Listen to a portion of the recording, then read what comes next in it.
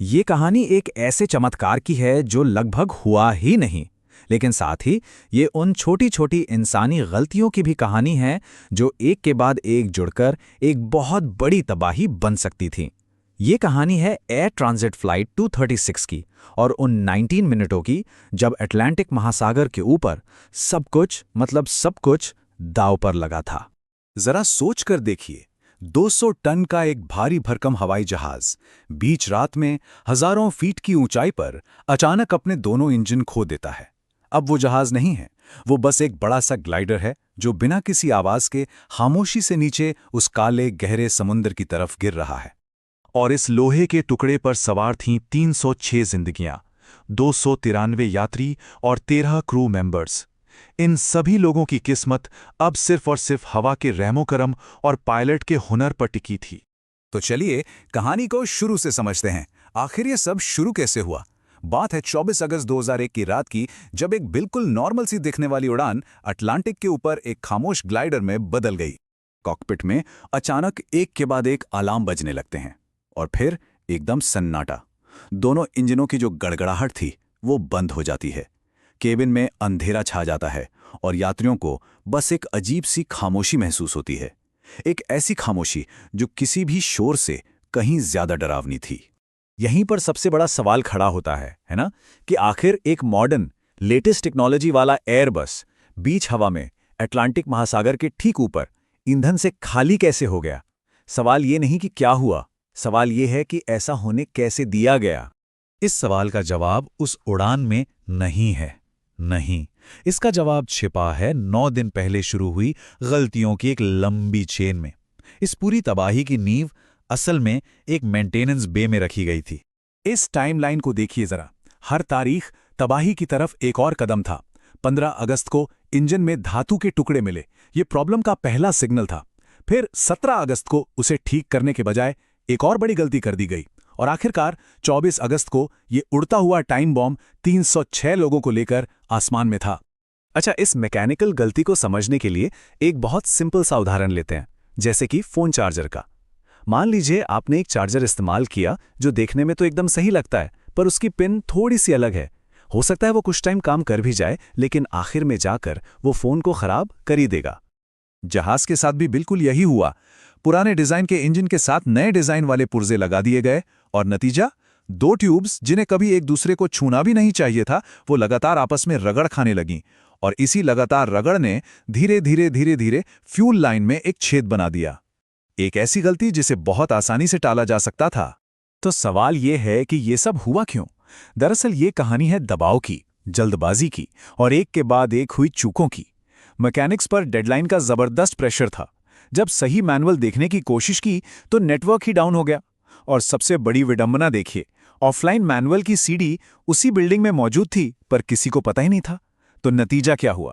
एक शॉर्टकट लिया गया जिसने 306 लोगों की जान दांव पर लगा दी। मेंटेनेंस बे में हुई उस एक गलती ने तो बस एक चिंगारी लगाई थी, लेकिन इस चिंगारी को आग में बदलने का काम हुआ कॉकपिट के अंदर लिए गए कुछ फैसलों से। इन फैसलों ने एक बुरी सिचुएशन को लगभग विनाशकारी बना दिया। उड़ान शुरू होने के कुछ घंटों बाद पायलटों को फ्यूल इम्बैलेंस यानी ईंधन में असंतुलन की वार्निंग मिली। उन्हें लगा कि अरे ये तो बस एक कंप्यूटर की गड़बड़ी है, कोई असली फ्यूल लीक थोड़ी है। ये उनकी पहली और बहुत बड़ी गलतफहमी थी। और यहीं पर एक छोटी सी भूल ने आग में घी डालने वाला काम किया।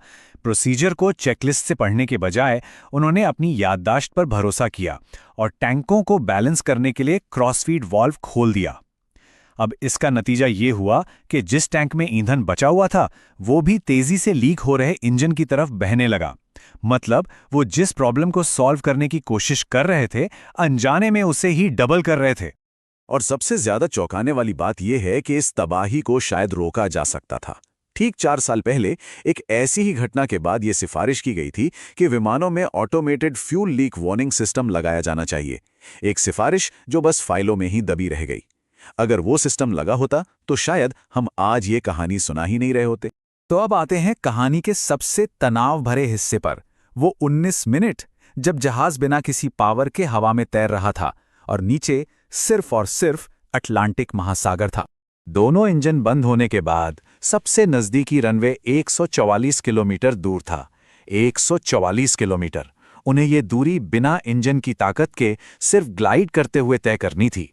एक ऐसा काम जो सुनने में ही नामुमकिन लगता है। ये खामोश उड़ान पूरे 19 मिनट तक चली। आज भी ये किसी कमर्शियल जेट प्लेन के द्वारा बिना पावर के सबसे लंबी ग्लाइडिंग का रिकॉर्ड है। और हां, ये एक ऐसा रिकॉर्ड है जिससे कोई भी पायलट कभी तोड़ना नहीं चाहेगा। केबिन के अंदर का माहौल कैसा होगा सोचिए। घोर अंधेरा, मौत जैसा सन्नाटा।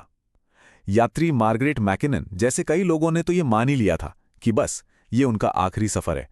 उन्होंने मौत को स्वीकार कर लिया था। क्रू ने यात्रियों को वाटर डिचिंग के लिए तैयार रहने को कहा था, मतलब पानी पर इमरजेंसी लैंडिंग। ये एविएशन के सबसे खतरनाक प्रोसीजर्स में से एक है, जिसमें बचने का चांस सिर्फ 76% होता है। और ये आंकड़ा भी दिन के उजाले का है। उस रात के अंधेरे अटलांटिक में बचने की उम्मीद तो और भी बहुत कम थी। लेकिन फिर तमाम उम्मीदों के खिलाफ जाके पायलट रॉबर्ट पिशे ने जो कर दिखाया वो किसी भी चमत्कार से कम नहीं था। और इस चमत्कार के बाद दुनिया के सामने आया एक बहुत चौंकाने वाला सच। यकीन करना मुश्किल है, लेकिन कैप्टन पिशे ने उस विशाल ग्लाइडर को सफलतापूर्वक रनवे पर उतार दिया। जहाज पर सवार सभी 306 लोग जिंदा थे। ज्यादातर को तो एक खरोच तक नहीं आई। ये एक ऐसी जीत थी जिसके बारे में कोई सोच भी नहीं सकता था। कैप्टन रॉबर्ट पिशे रातों रात एक हीरो बन गए, लेकिन इस हीरो के अतीत में एक ऐसा गहरा राज दफन था जो जल्द ही दुनिया के सामने आने वाला था। इस चमत्कार के बाद हिसाब किताब का वक्त आया। पता चला कि कैप्टन पिशे ड्रग तस्करी के आरोप में पहले जेल जा चुके थे। वहीं एयर ट्रांजिट को अपनी लापरवाही के लिए कनाडाई एविएशन के इतिहास का सबसे बड़ा जुर्माना भरना पड़ा और यात्रियों ने उस खौफनाक अनुभव के लिए $30 मिलियन का मुकदमा भी दायर किया। तो ये कहानी हमें आखिर में कहाँ लाके छोड़ती है? एक तरफ इंसानी गलतियों की एक लंबी लिस्ट है, तो दूसरी तरफ उसी इंसान का वो असाधारण साहस जिसने उन गलतियों के नतीजे को पूरी तरह पलट दिया। ये हमें ये सोचने पर मजबूर करती है कि किसी हीरो को असल में क्या चीज़ परिभाषित करती है, उसका अतीत या फिर एक मुश्किल पल में लिया गया उसका एक फैसला।